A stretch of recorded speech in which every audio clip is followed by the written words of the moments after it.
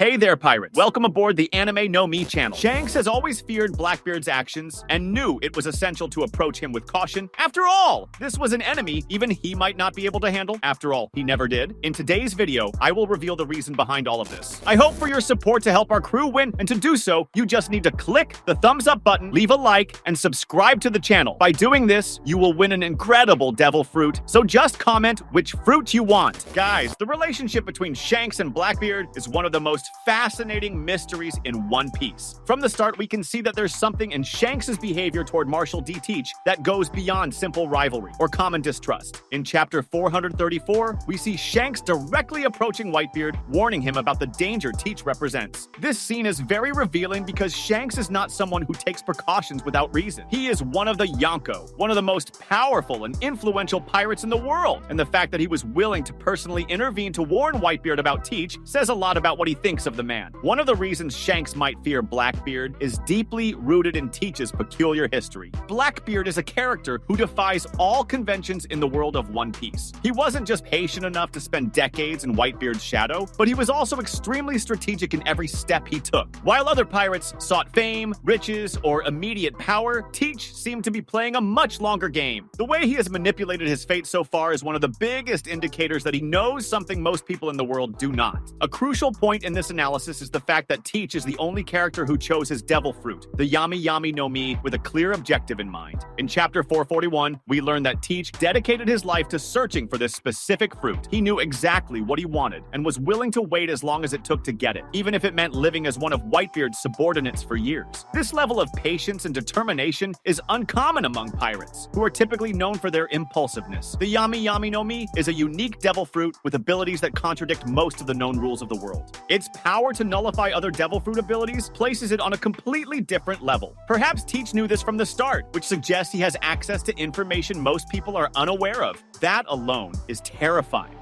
But what makes Blackbeard even more frightening is that he has managed to use this knowledge to his advantage, outmaneuvering even those who should be more experienced or powerful. In chapter 434, Shanks mentions that the scar on his face was caused by Teach. This is a detail that, in my opinion, cannot be ignored. Shanks is known for his strength and skill, and it's unlikely that he would have been so severely injured by someone weak or inexperienced. The fact that Teach was able to injure Shanks even before obtaining the animenomi suggests he was already dangerous in some way. Perhaps Teach has an understanding of combat or a strategic cunning that makes him unpredictable. Moreover, Shanks himself made it clear that he wasn't careless during that encounter, meaning Teach surprised him in a way few could. There's also the fact that Teach seems to operate with a logic that defies expectations in the world of One Piece. While other pirates have more common motivations, such as finding the One Piece or becoming the pirate king, Teach seems to have a much more complex goal. He's not just seeking power for its own sake. He's accumulating knowledge and abilities that put him in a unique position. This is evident in chapter 957, where we learn that Teach became one of the Yonko in an astonishingly short period. He not only took Whitebeard's territory, but also managed to gather a powerful crew and consolidate his power almost meteoric.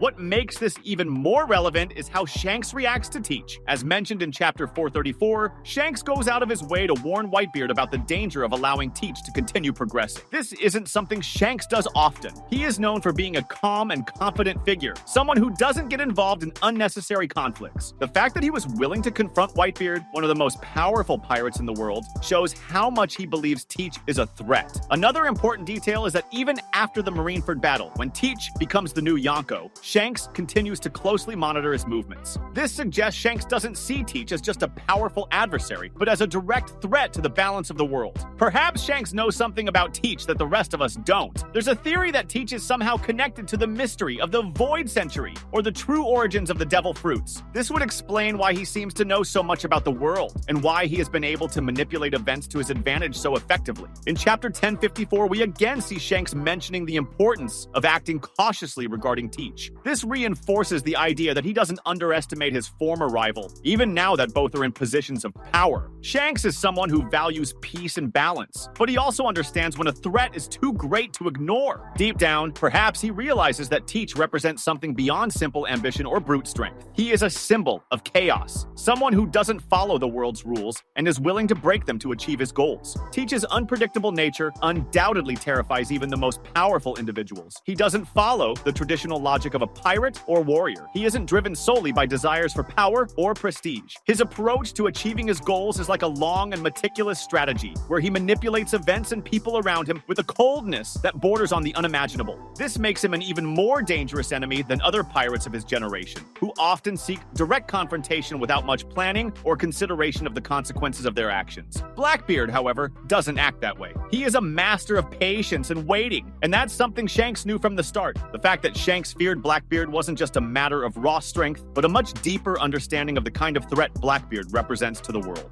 However, the lingering question is, why didn't Shanks deal with Blackbeard earlier, before he became so powerful? There are several reasons for this, but perhaps the most important is that when Teach was beginning to become a bigger threat, he wasn't yet at Shanks' level of power. At first, Teach was an interesting enemy, but there wasn't a real urgency to confront him, as his movements were still relatively subtle. It was only when Blackbeard began conquering territories and becoming bolder, especially after Whitebeard's death, that Shanks realized something needed to be done to prevent him from becoming a greater problem for the balance of the world. Additionally, Shanks is not the type to act rashly. He has always been known for his calm and patience, avoiding unnecessary confrontations when possible. He understands that balance in the world of one piece is crucial, and that power shifts need to happen naturally, without forcing the situation. He knew that by intervening directly in a confrontation with Teach, he could further destabilize the world and create a series of repercussions that could be devastating. Therefore, he chose to adopt a more careful and strategic approach, monitoring Blackbeard and waiting for the right moment to act. Another important point is Shanks' relationship with Whitebeard. When Shanks tried to warn Whitebeard about the danger posed by Teach, he was acknowledging the gravity of the situation, but also acting with respect for his former mentor's strength. Whitebeard, although strong, didn't have the same level of strategy or understanding of the threat Teach posed. He was more focused on his own goals and relationships with his subordinates. Shanks, on the other hand, knew that Whitebeard had been more vulnerable than he appeared, and that his method of ruling was no longer sufficient against the new threats emerging. When Shanks approached Whitebeard, he was ultimately trying to prevent a larger conflict that could affect the entire balance of the pirate world. However, even with all the respect and caution, Shanks knew he would eventually have to face Blackbeard. This became even clearer after Whitebeard's death, when Teach finally took on the role of one of the Yonko and began expanding his domain relentlessly. At this point, Shanks recognized that if Blackbeard wasn't stopped, he could become an overwhelming force, far beyond anyone's control. The reason Shanks didn't confront Blackbeard directly before he became so powerful can be explained by several strategic factors. First, Shanks probably didn't want to waste resources or risk his position as a Yonko without having a solid plan. He knew that any direct confrontation with Teach would have to be decisive, and he wasn't willing to risk the stability of the world to settle a personal dispute or a power struggle. Moreover, Shanks has a clear understanding that battles are not just about strength, but also about timing. He knew that the right moment to act hadn't arrived yet, and that up to that point, it was wiser to keep his distance. Do you agree with me, or do you think Shanks has another plan involving Blackbeard? Comment below. That was today's content. We hope you liked it and want to share your opinion on the subject. Don't forget to share the video, give it a thumbs up, and I'll see you in the next video. Take care and stay amazing.